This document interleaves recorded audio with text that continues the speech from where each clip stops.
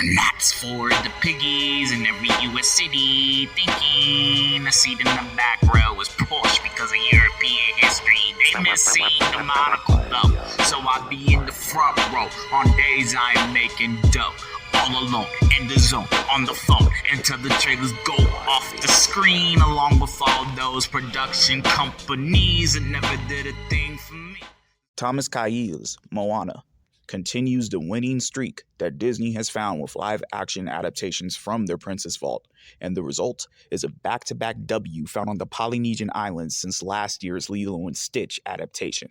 Captain Lagaia couldn't have wished for a better introductory role to the box office. She effortlessly carries the film as its protagonist, while family action blockbuster vet Dwayne Johnson portrays her foil, coaching her not only on screen, but simultaneously mentoring her on how to get the audience to eat up the palm of her hand and maintain the running start that she's been gifted with this opportunity that she has taken to like a duck to water. This is a princess film, so unlike last year's Lilo and Stitch, Moana is filled with a bunch of songs to move the plot along, which is unnecessary and does get annoying. But given the genre, the big question is, why Moana only has around a couple of songs to get recycled?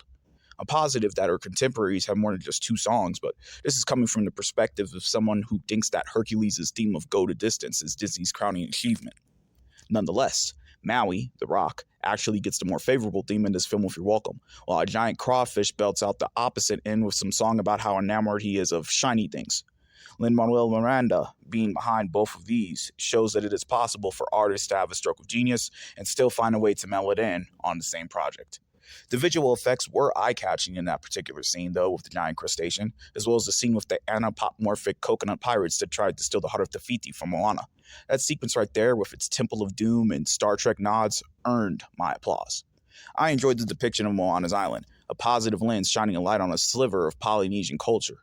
While the story was firmly feminist, an apologist script about a demigod stealing a goddess's heart, Moana still contains enough values core to Disney films about self-autonomy that make it appealing universally, rather than just its core audience of Disney families.